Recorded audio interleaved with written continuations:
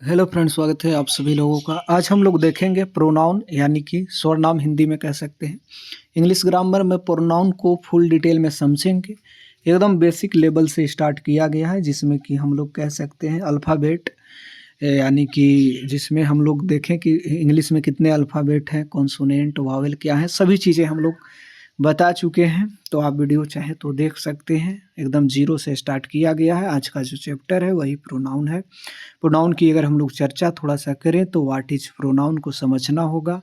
हम बार-बार अगर किसी चीज़ को बोलें, क्या बोलें कि मैं यहाँ पर बोलें कि राम खाना खाता है, फिर कहें कि राम बहुत तेज़ है, फिर कहें कि राम डेली स्नान करता है प्रत्येक दिन। तो क्या चीज़ आ रहा है यहाँ पर, राम जो है बार-बार रिपीटेशन हो रहा है, किसी नाम का रिपीटेशन हो रहा है। तो अगर रिपीटेशन से हमें बचना है तो उसे हम लोग प्रोनाउन का उसके जगह पर यूज करेंगे। जैसे कि राम की जगह हम लोग क्या कर सकते हैं, ही का यूज करेंगे। यही ही क्या चीज़ है, प्रोनाउन है। अब समझिए बातों को, क्या चीज़ यहाँ पर कह रहा है। A pronoun is a word that word use in place of noun. Noun की जगह वो जो भी चीज़ें यूज होती है, जो नाउन क्या चीज़ है हम बता चुके हैं पिछले वीडियो में डिटेल में, एकदम जीरो से। नाम को हम लोग किसी नेमिंग वर्ड को कहते हैं। जैसे राम श्याम घनश्याम हो गया, चाहे कह सकते हैं कोई नदी का नाम हो, गंगा जमुना ब्रह्मपुत्र। शहर का नाम हो, कह सकते हैं रांची पटना, या फिर कह सकते हैं कि किसी जगह का नाम हो, जैसे देश का नाम हो इंडिया। ये सब नाउन में आते हैं। लेकिन प्रोनाउन अगर उसी के जगह हम कुछ चीज़ें यूज कर दिए तो वही चीज़ है प्रोनाउन यानी सर्वनाम। जो सब संज्ञा की जगह आता है उसे सर्वनाम कहते हैं, ये भी समझ लीजिए। एग्जाम्पल में समझे कि Ram is a boy, Ram is a playing, Ram is a happy. यहाँ देखिए किस तरह से राम रिपीट हो रहा है। यहाँ पर 3 बार राम आ गया, तो इसको ना हम करके क्या कर देंगे, एक बार शुरू में राम लिखें, उसके बाद यहाँ पर ही इज प्लेइंग, फिर यहाँ पर ही इज हैप्पी। ये चीज़ें कर सकते हैं। तो इसी को हम लोग करते हैं। बार बार राम रिपीट हो रहा है तो ये चीज़ से बचने के लिए हम लोग इसको यूज करते हैं प्रोनाउन को। अब समझिए बात को, Ram is a boy, he is playing, he is happy. तो ये कितना लग रहा है, अब क्लीन सेंटेंस लग रहा है। ही यहाँ पर प्रोनाउन है। प्रोनाउन की ज़रूरत क्यों है, सेंटेंस को छोटा और इजी बनाने के लिए। बार बार नाउन जो रिपीट हो रहा है उसको से बचने के लिए। इंग्लिश नेचुरल लगता है, थोड़ा देखने में ठीक ठाक लगता है। टाइप्स ऑफ प्रोनाउन यानी कि चर्चा करेंगे प्रोनाउन की प्रकार का। पहला है पर्सनल प्रोनाउन, जिसमें कि किसी व्यक्ति की चर्चा होगी, पर्सनल यूज के लिए चर्चा होगा। जैसे कि इसमें जो है पर्सन आता है, 3 गो है। बात करें यहाँ पर पर्सन में क्या चीज़ है, फर्स्ट पर्सन, सेकेंड पर्सन और थर्ड पर्सन, जिसको हम लोग सिंगुलर और प्लूरल रूप में यूज करते हैं। जैसे अब समझिए बात को, जैसे मैं कह रहा हूँ कि फर्स्ट पर्सन में मैं या हम, जिसे कैसे हम लोग यूज करेंगे, सिंगुलर में आई, यानी खुद एक के लिए आई यूज कर रहे हैं मैं। हम मतलब कि हम भी, आप भी और जो लोग हैं, तो उसके लिए हम लोग वी का यूज कर रहे हैं। तुम क्या होता है, सेकंड पर्सन होता है। आप क्या होता है, जिससे हम बोल रहे हैं, वो चीज़ें हैं। जिसके लिए बोल रहे थे वह थर्ड में आ जाएगा। अभी फर्स्ट में तो खुद की चर्चा हो रही है, जो बोल रहा है या जो बोल रहे हैं, ये कह सकते हैं हम बोल रहे हैं। हम मतलब और भी लोग हो गए, तो ये प्लूरल में हो गया। सेकंड में तुम या आप, तुम मतलब केवल एक ही है जो सामने है, आप हो गया। यू ही दोनों के लिए है, ये आपको ध्यान रखना है। प्लूरल में भी यू ही यूज करते हैं, सिंगुलर में भी यू ही। इंग्लिश में वह जो है थर्ड पर्सन है, जिसमें कि सिंगुलर में अगर हम लोग देखें तो ही जो है यहाँ पर पुरुष को दिखाता है, सी स्त्री को दिखाता है, और यहाँ पर ईंट जो है कह सकते हैं नॉन लिविंग यानी निर्जीव को दिखाता है, और दे जो है इसका ही प्लूरल रूप है। ये आपको ध्यान रखना है। अब हम एग्जाम्पल पर चलेंगे direct. I am a student यानी मैं छात्र हूँ, ये समझिए बातों को। यहाँ पर आई जो देख रहे हैं हेडलाइन किया गया है, यानी कि मोटे अक्षरों में लिखा गया है, यही आई है प्रोनाउन। यहाँ पर ही क्या लिखा गया है, वह खेल रहा है, ही इज प्लेइंग। तो ये मोटे अक्षरों में ही जो लिखा गया है वही प्रोनाउन है। दे क्या है, वे खुश हैं, दे आर हैप्पी, तो यही प्रोनाउन है। ऑब्जेक्ट प्रोनाउन यानी ऑब्जेक्ट फॉर्म की चर्चा हम लोग करेंगे। तो आई को हम लोग ऑब्जेक्ट रूप में अगर हमें दिखाना हो तो क्या लिखते हैं, मी लिखते हैं।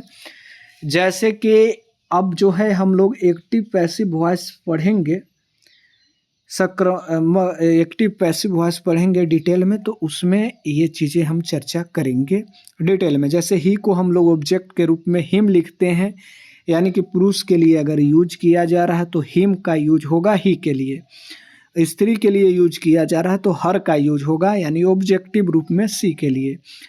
ये चीज़ें हैं, दे का देम हो जाता है, बस ये समझिए।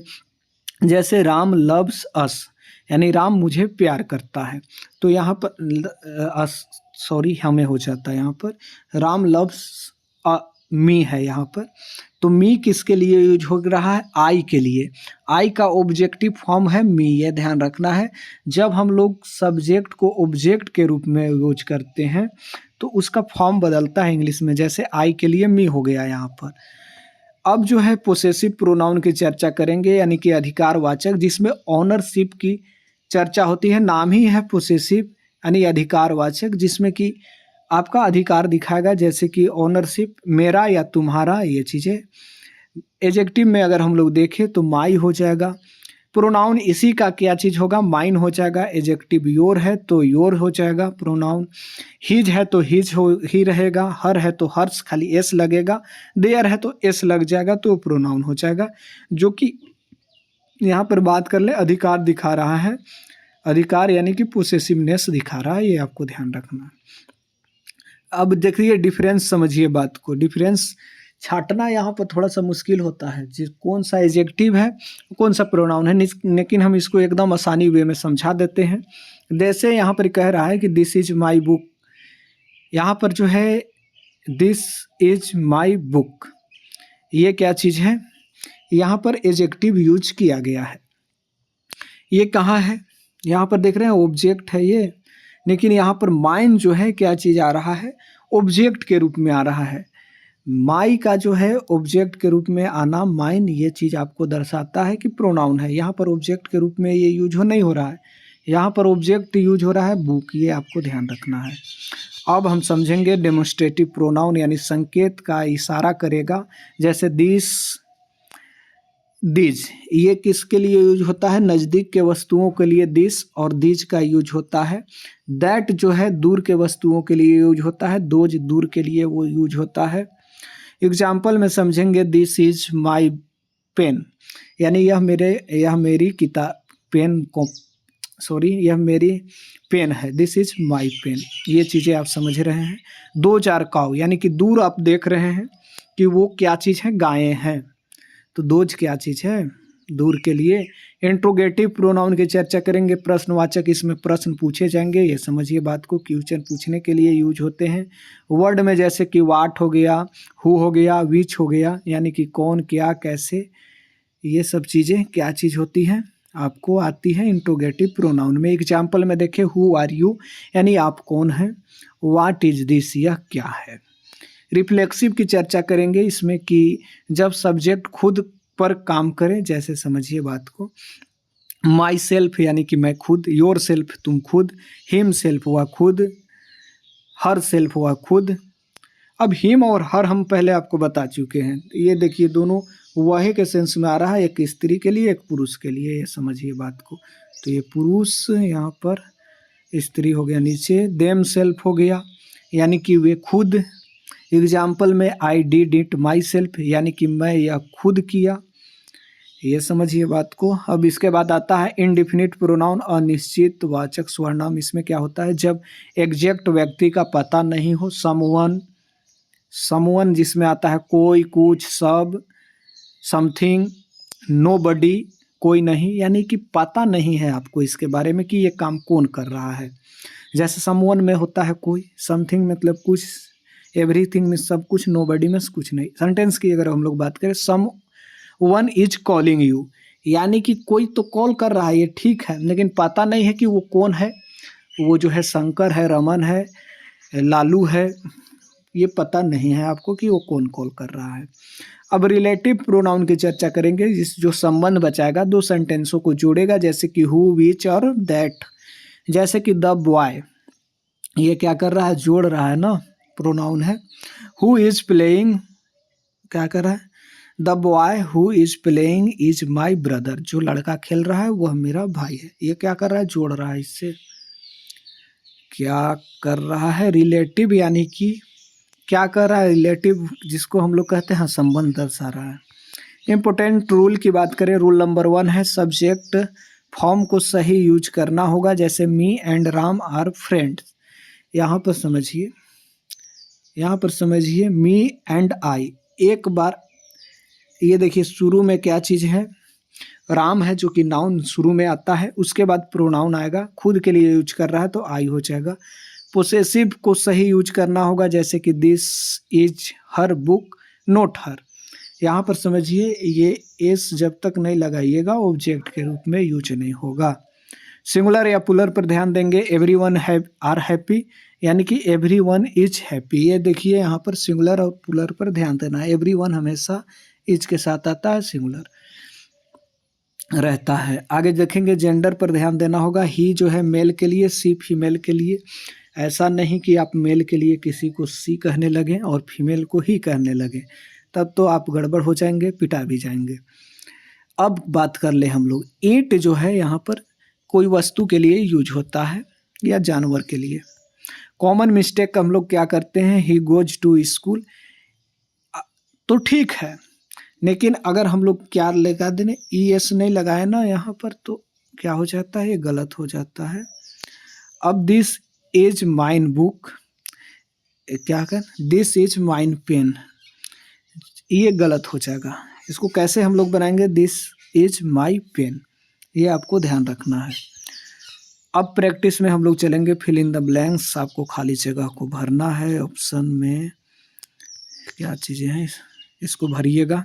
नीचे डायरेक्ट आते हैं एमसीक्यू पर हम लोग, विच इज ए प्रोनाउन, यानी इसमें आपको प्रोनाउन बताना है, तो बुक, ही और रन।